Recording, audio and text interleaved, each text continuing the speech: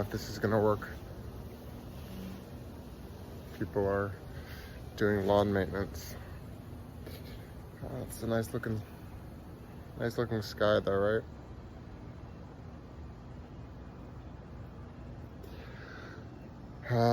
What's this video gonna be about? I think it'll be the classic topic, the classic nihilistic drivel, the classic, oh fuck. Good timing though, good timing.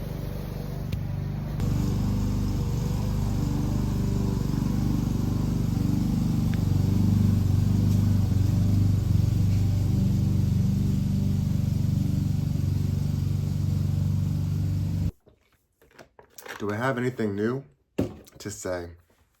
And does that matter either, right? Does it matter? Does it matter? So I think about people that I've known who are no longer living, whether it's family members, people from high school, people that I never knew, celebrities, whatever. The random person on the news who dies in a car crash. And all of the things that they were striving for, all of the things that they were worried about, right? Just in an instant, that's it. And even beyond that, it's like people who've lived even totally interesting or meaningful lives where they affected people in a positive way, or it just, everybody kind of just moves on, it seems like, right? Even extremely famous people who, whether they took their life or just died of natural causes, you know, they get that 5 seconds at the Academy Awards, and then everyone just kind of moves on. Anyway, is there anything though, you know, where do you go from that is the real question. Because despite this not being a new revelation for me, or probably for you, it's a very kind of, I guess, obvious cliche, the whole nothing matters thing. You know, there's memes of, you know, the two nihilists or whatever in the bus, and one's looking out one side of the bus and it's dark and gloomy, and the other one's looking at the beautiful scenery. And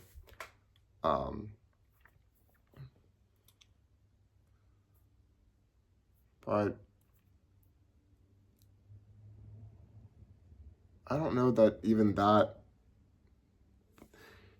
you know, anyone who's looks out the bus and is looking at the beautiful scenery, of course they have the bias of feeling like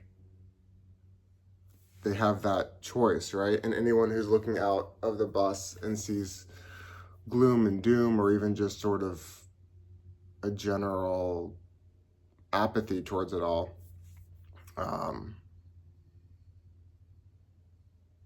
they'll be prone to just say, well, that's just the way things are, which, you know, may or may not be accurate.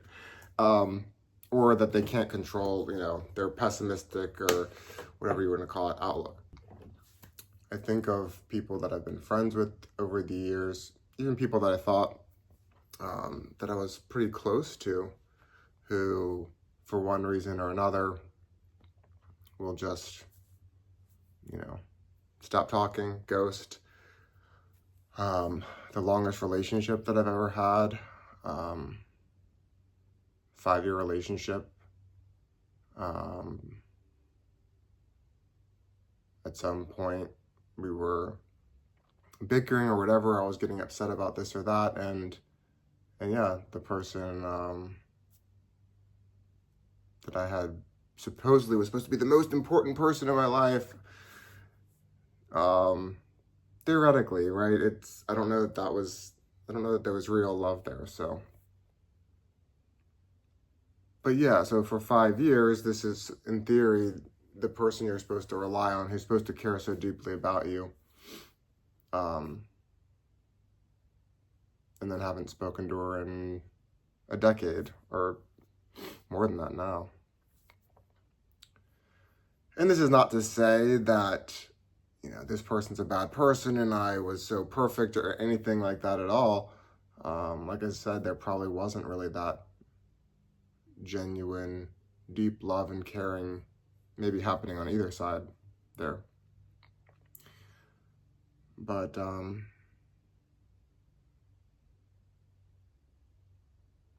it is a difficult world to live in when you start to question, where does loyalty lie? And you see, people that you once did think were, that there'd be some degree of that, but there isn't. And I don't know, how does this connect to the nothing matters thing?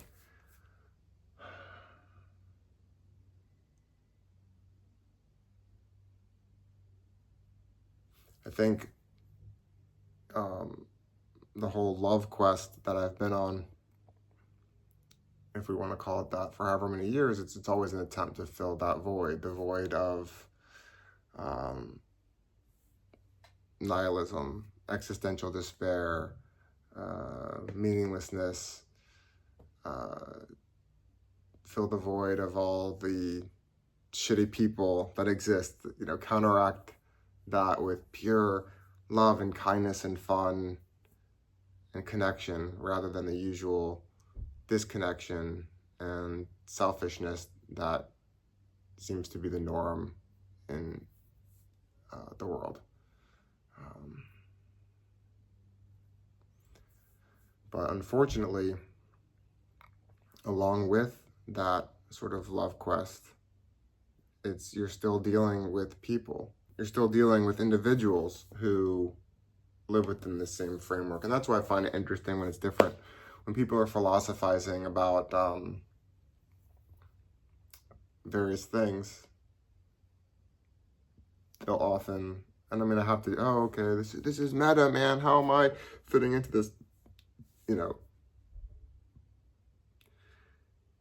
We don't exist in this world. A lot of times, even when we talk about logic versus emotions and the separation of the two and humanity, and then we take ourselves, like they're trying to take ourselves out of it.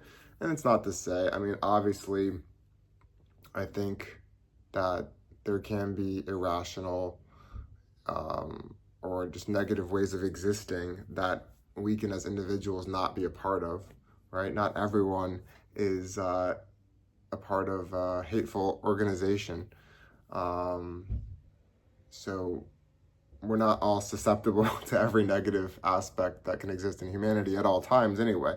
We might all have a little bit of that potential in us. That might be true, but definitely it's a spectrum when it comes to that. But what am I trying to say here? I don't really know.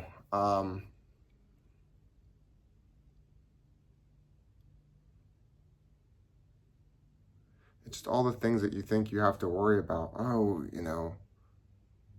What did these people think of me? Am I living a normal life? Am I accomplishing enough? Am I this? Am I doing this? And that kind of gets like perpetuated by this, the choice overload thing, like with the internet, with social media and all this stuff. It's like, click, click, click, more, more, more. I gotta consume. Maybe if I consume enough knowledge or just entertainment, whatever it is, it's just, I think that, there's this thing in just being a human or an animal. It's like, there's, we've taken our natural instincts of the things that obviously any animal cares about, which is food, fucking survival, and that gets displaced into all these other things. And so when we collect things, when we want other people to see us a certain way, when we want to accomplish things and all that, this is the most obvious stuff, but I guess not everyone does agree with this. They sort of feel like we've disconnected from the animal game, and that it's not about food, fucking, and surviving. whatever. You could put food and surviving you could put all that under the same category, right? Even that, just those are false distinctions of like, well, there's the eating, and then there's the fucking, and then there these distinct categories, right? All these things, words, all these things, words, words have allowed us to communicate and connect and understand each other, perhaps in incredibly deep ways that, of course, it seems that other animals can't do. And that actually leads to this sort of love thing, right? That feeling that there is a possible way to like connect in this super intense level that we tend to associate actually with words. I mean, unless you acknowledge it's just about physical attraction. I say acknowledge, I guess, sort of saying, I guess that's making a claim right there that it's all about that. But, and I don't think it totally is, but it's the words. You're saying that someone just has this, their use of words, the things that they're saying, you connect with and relate to, and they're symbolizing something. They're symbolizing something.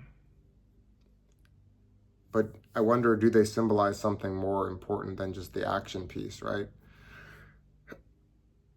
Could you love someone just based on the way they look and the way they behave?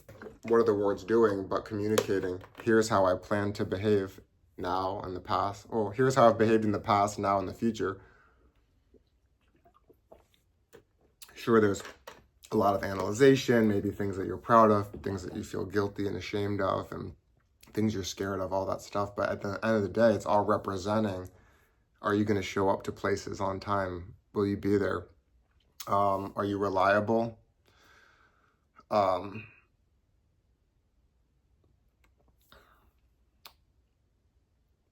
And do you believe the words? Do you believe the words? That's not the right line from Rush Hour. Do you understand the words that are coming out of my mouth? Yeah, that I should cut that out of the video.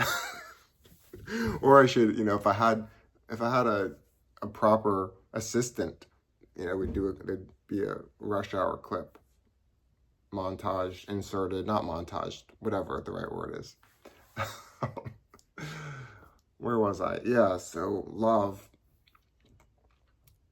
You're loving someone's words, right? Is that what it is? I know. It's a combination. It's this and that and this. But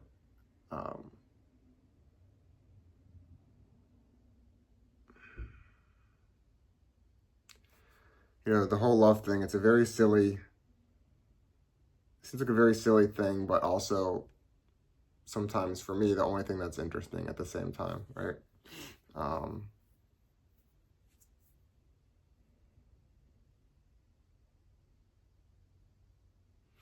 Wanting to connect, wanting to have fun, wanting loyalty, reliability. But it's kind of stupid, right? It's stupid because you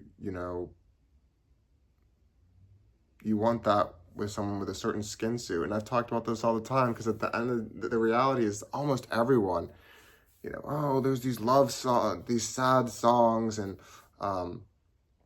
unrequited love and heartbreak and all these things. But at the end of the day, if we didn't care how hot someone was, then for most of us, except for those of us that really, I do think it's currently not the best dating culture for men. We won't get into that now. Not saying it's great for women necessarily. It's bad in different ways. Nothing new here. But for men or women, there's almost always people out there willing to love you. And we can say the reasons why, it's, they don't have the right interests and this and that, but it's really just something about like, they don't look hot enough to me, or maybe they smell kind of funny to me, whatever, shallow reason. So then even the thing that seems like important in life, or one of the most important things, if not the most important thing, which is love. And I know love can come in but people seem to really, it's not just me, right?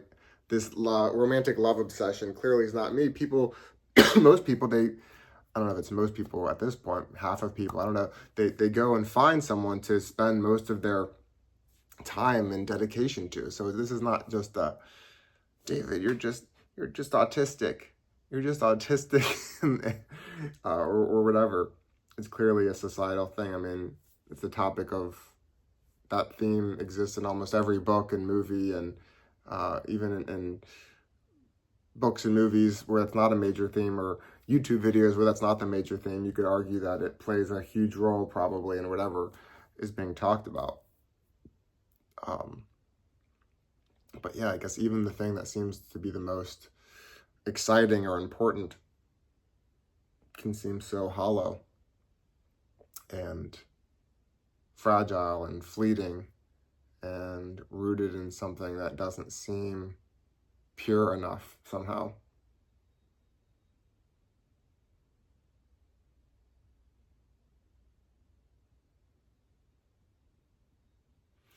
I'm trying to think if I want to tie this all together in some sort of meaningful ending about where to go from here. But yeah, that's something I keep struggling with day after day and week after week and larger time frame after larger time frame. It's you know, where do I go from here, and what does it matter anyway? What's the point? And it really doesn't matter how much philosophizing I do or whatever someone else said. Oh no, you got it wrong, bro. It's this. It's about this. About this. We all know. The thing that almost no one can dispute is that you could find plenty of rational, intelligent people that'll tell you all sorts of answers to all sorts of things. So at the end of the day, you're always just left with yourself, and you're left with yourself and having to make best guesses about what the fuck you're doing, you know, and why you're doing it, and will it work out, and will it work out to what end? What's even the thing that you're hoping works out?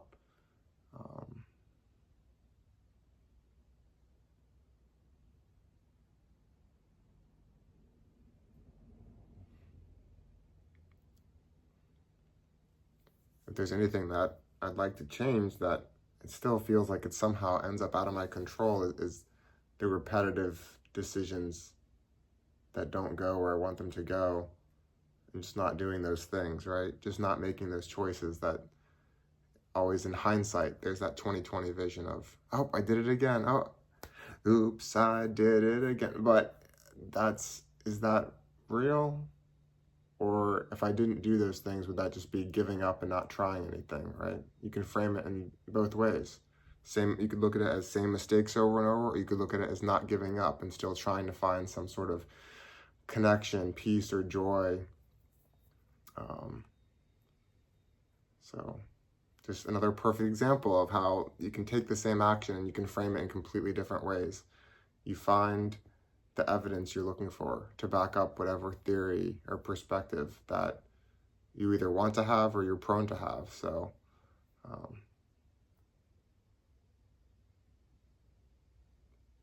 look for whatever evidence you want in this video that I said something smart, stupid, profound, silly, and if you look hard enough, you'll find it.